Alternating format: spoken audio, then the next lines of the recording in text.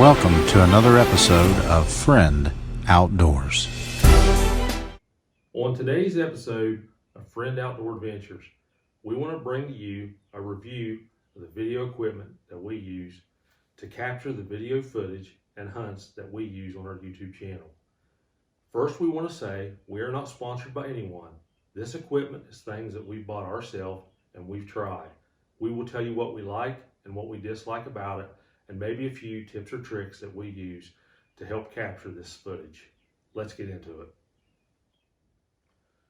Okay, the first piece of equipment we want to talk about, this spring we went out and we invested in a couple of these Tacticam 6.0 cameras. These are $300 or less you can find them for. They're a nice camera. Here it is out of the package. Now this camera will sync to your phone and you can record and zoom from it. However, the downside was once the phone went to sleep, it would no longer be synced to this, and you physically have to be at this to hit the button. And in a hunting situation, that just doesn't work. So we decided to invest in one of these remote controls. And then we synced it to this camera. So from the blind, we can record and stop recording using this. So here's the next tip we've got for you that we used. We went out and we got a fence post. Then we went out and we bought one of these Tacticam stabilizer mounts for your bow. Here it is. We went to our local hardware store and we got a longer bolt so it could go through here. We put a couple washers on the back and tightened it down. Now the camera goes in here. The front of this pulls out and it falls into place. This is a dandy device because now I can get a different angle from where we're at. If we're sitting here, I can set it over there facing a different angle to get a different viewpoint. Or you could simply turn it towards you to get your reaction as the game is coming in using your remote control to hit record and capture that footage. This was a nice little trick we used. We tried it last year with a 5.0 camera and we put it here on the top of this post and that was just too high. So we learned that, and then this year we dropped it down and we just left the other one on there. But this is a little better. We still might have to drop it just a little bit for turkeys. We captured some footage with it. It's a nice option where it's cheaper for an individual who doesn't have a lot of money to sync in a high-end camera. Okay, the next thing I want to talk about is tripods. We've had these tripods for probably 25 years. This tripod is a Sony. It's a VCT D680 RM. Now, what I like about this remote, the record and the zoom is right here on the handle. Like if you can see that. Okay, this bottom button is a record button. Hit it again to pause. This top one zooms in. The bottom one backs the zoom off. This other top button is just for taking photographs. But this remote control is just so nice because it takes away a lot of my movement. You know, I get it set good on this tripod and then I'm just moving the handle back here to move the camera. I will tell you that this does not have a fluid head, and you can tell by some of our videos, that's why it's a little herky-jerky. I would like to invest in a newer one, but I love this handle and remote so much. So I'm looking for something new, but we'll see. Also, this particular model, this is how old it is. It's got a 3.5 millimeter plug-in. And for the longest time, I was worried that when I got a new camera, you know, with the technology, that it would be a different plug. But luckily enough, after looking around, I did find out that this plug will work with my Sony AX700 video camera. So it worked out really well. Now, obviously this camera here, this is the way it comes when we bought it. And obviously the one we use, we've got duct tape on it, camouflage, so it looks a lot rougher, but it's for hunting. So we're going to show you what that looks like now. Okay, here's the actual camera setup that we use. You can see we got our camouflage duct tape over the silver. I mean, most of the time we're filming turkeys, we're in a blind, but sometimes we film from outside. We want to cover up that silver, and this does a good job of that. Okay, right here is the 3.5 millimeter plug, and it actually plugs into my Sony AX700. Right here is a remote control button that this goes into. All right, so we plug this in here, and this will tell the Sony AX700 to operate. All right, so the next thing we do when we're out hunting, we get our camera, we got everything situated. We're going to open the door on this camera. It will kick on. One thing I didn't speak about a minute ago is right here is an on and off switch. If you push it forward, it's on. I leave it off all the time unless I've got action going on to conserve my battery. So what I'm going to do is I'm going to flip this button up. The camera kicks on. Again, right here's your zoom forward. And then zooms back. The button closest to me is a record button. This button up here only takes pictures. I never use this button. I only use these three. Again, if I've got no action going on, I'll just flip this button down, turns the camera off, saves my battery. That's why I love this tripod so much for doing this. One negative to it, and you can see it in some of my videos, if you're in autofocus, a blade of grass, a fence, anything like that, this camera in auto will zoom in on, and then it becomes blurry, you're out of focus. So I like filming in auto, but it depends on where I'm at. If you're in an open field and the grass is not tall, auto's great for certain situations. Again, if you're in the woods, you got tree limbs, something like that, then I'm more apt to do it in the manual. Like more in deer season when I'm in a stand, I will use manual more. And then there's a button on here that I've got to hit to make it be manual. And then the focus ring is right up here. This is what I've got to turn to focus it in. And you can show you just turn this ring if I was in manual to help zoom it in and focus it and get it clear. But as you all know, if you're out there hunting, it's hard to get away with a lot of this stuff with, you know, animals coming in looking at you. I love this camera setup. This tripod's great. They actually make a newer model. It's still old, but it's more of like an iPhone plug, and it plugs in at the front of the camera. It doesn't have this 3.5 millimeter plug anymore. But I am looking for a newer camera. It's just, I like this remote control so well because I get away. It's less movement. You know, I've just got my hand back here and all I've got to do is move this zoom and turn this handle like this a little bit. And it's so much nicer. So this is a big plus. If you can find you a nice remote control tripod, I would really think about using it. It really cuts down on your movement. All right, we're going to move on to the next thing. Okay, the next thing I want to talk about, on this Sony AX700, it's got this LCD screen that opens up, and you can see this screen, I think it's 3 inches, I'm not positive. But when I was younger, I could see that screen a lot better. As I've gotten older, it's a little harder to see. So I decided to invest in one of these Field World. It's an F6 Pro. It's a 5.5 inch on-camera monitor. Okay, let me show you how this thing hooks up. Well, when you take it out of the box, first thing you got to do, there's a little door here on the top that you got to open up. And you got your shoe right here, this silver thing, okay? So whenever you take this Field World monitor out of the box, you attach this metal frame to it. It attaches in the side. Now, here's one thing that I'm not crazy about. This monitor is all plastic, so you really got to be careful. Now, you can get this monitor for $150 to $200. They make some that's a lot more expensive. It's like anything else. How much do you want to spend? All right, so the next thing is, on the bottom, I threaded this thing all the way up, this round knob. There's a metal bracket here, and this metal bracket is going to slide right into this shoe. So let's do that. It slides right into the shoe like that. Once you get it all the way forward, you twist the black thing all the way down until it snugs up. Okay, I think I got that pretty snug. The next thing you got to have is an HDMI cable. I'll go into this in just a second, but right here is the HDMI plug-in to this camera behind this little rubber door. So we take this down here and we plug this HDMI plug into this slot, as so. Okay, the next thing in this box comes, this is another negative though. It's got its own separate battery, which I'm not crazy about. So this battery slides into the back of this monitor right here, just like that.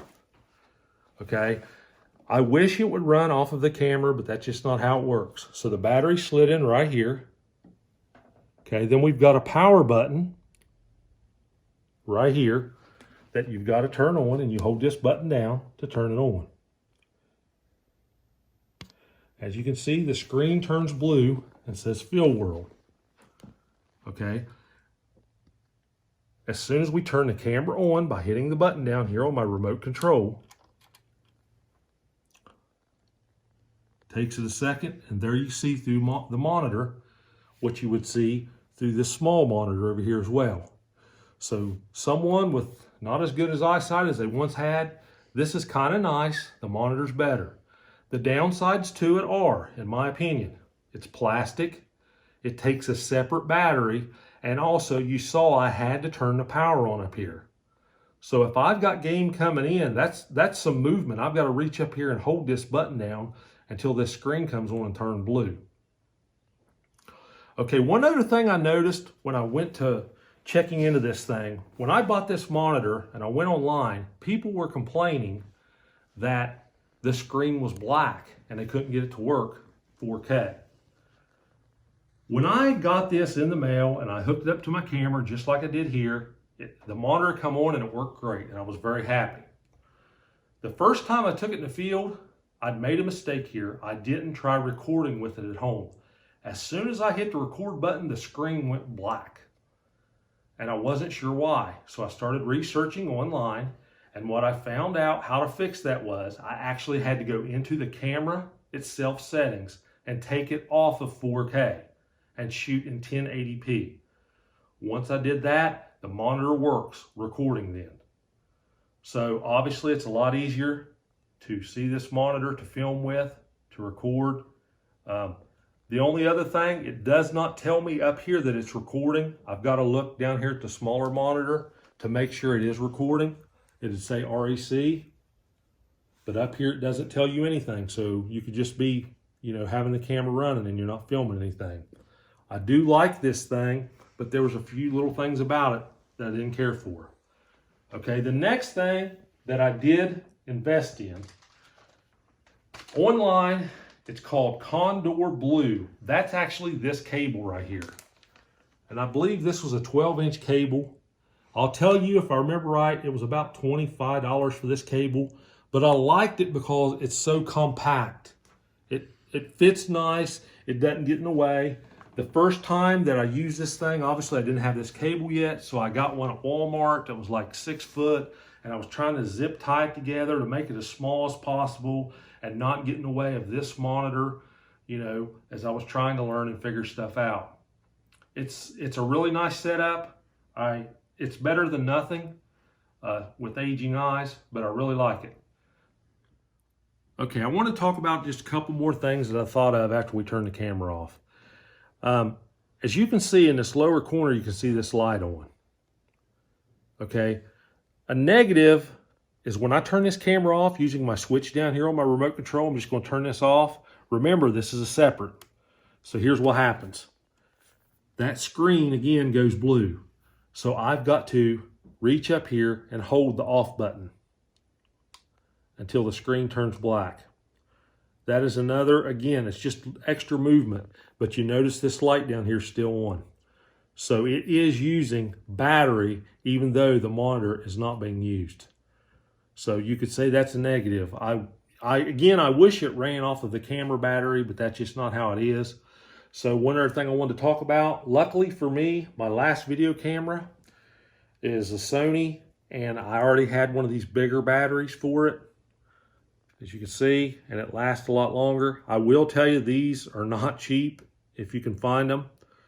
But, when you go hunting, I want to be able to film as long as I can.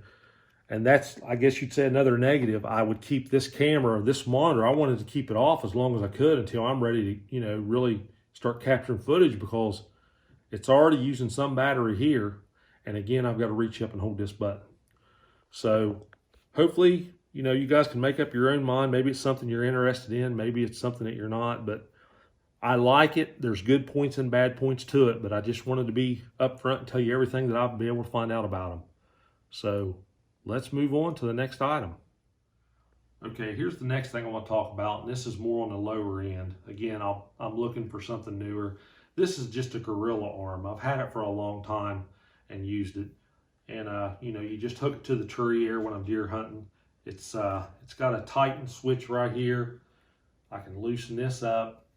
Then there's actually a button right here, and this slides out and makes it just a little bit longer, but it attaches to the tree.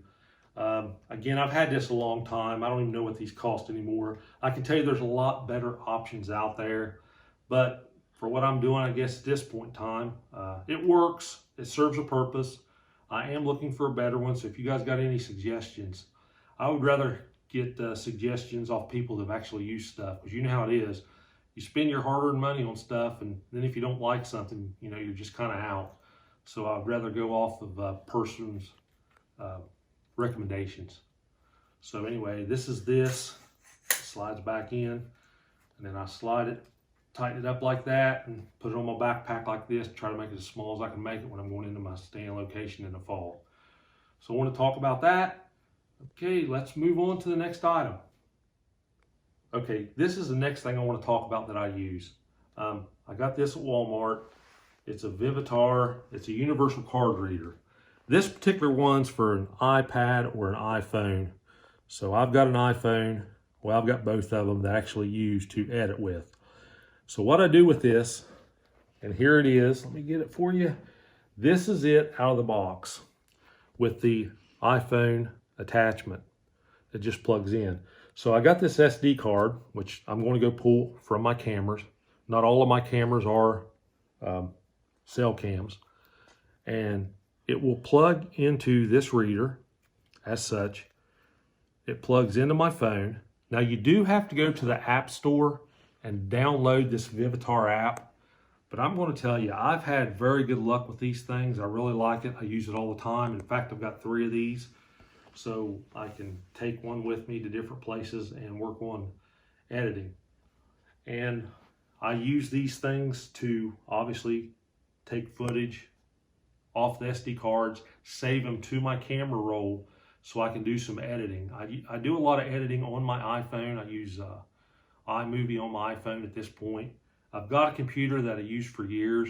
The iPhone is just, it's a lot easier. It don't have as many transitions and fancy features as some other programs, but I guess with anything else, it just depends on how much money you want to put into something. For what I'm doing right now, it seems to be doing an okay job for me. I'm pleased. So I just want to tell you about that. And this is a nice product, but again, if you've got a Android or something, I'm sure there's other options out there for you. But these are really nice. Okay, one other thing I want to talk about here, again, not sponsored. I really like these Tacticam Reveal X Pros myself. These here open up. I'll do a review on these as well. You can see it's got a little monitor there. I like those because some people are colorblind, and when you're talking about different colored lights, it can cause a real problem for some of us. So I kind of like that screen. It gives me a better idea what I'm doing. But I will do a review on these. I'll show you some things that I like to do. Now, as far as my YouTube channel goes, I use these all the time now. You've seen in many of my shorts what I like to do with them.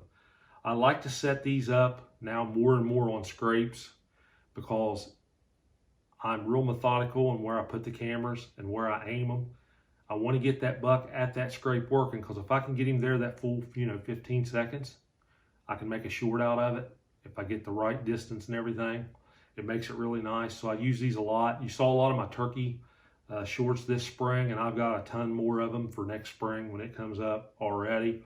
So I really like these cameras real well. We've got a few other different type cameras. Again, I'm not sponsored. I've got some Wild Game Innovations I really like. We got some spy points there that we just tried this spring. We just tried them there for a couple weeks really, so we're going to try to get them out. It's not going to be real long. I'm going to be getting cameras back out to try to start filming the bucks. I know they're growing the horns pretty good right now. Again, I've got 6 or 7 that I know right off the top of my head that made it. So I'm kind of excited about that. I hope they really blow up, but we'll just see what the future holds with that. We might have a few more things to show you. I'll have to go through my list there. I tried to make a list. I wanted to explain stuff, but I'm going to do some more reviews on these things and try to get maybe a little more technical. But this was just a basic talk about things that we use and why we use them. So hopefully it might help some of you guys. Some of you it might not. I also want to say, if you've got any recommendations, leave them in the comments below. The way I feel, we're all in this together. We're out there shooting video, trying to capture these hunts and stuff. It just makes it easier on all of us. So again, we hope you enjoyed today's episode, and we want to thank our military personnel. Thank you for your service. Now for a preview of our next episode on Friend Outdoor Adventures. On the next episode, we are going to look into trail cameras and some of their functions.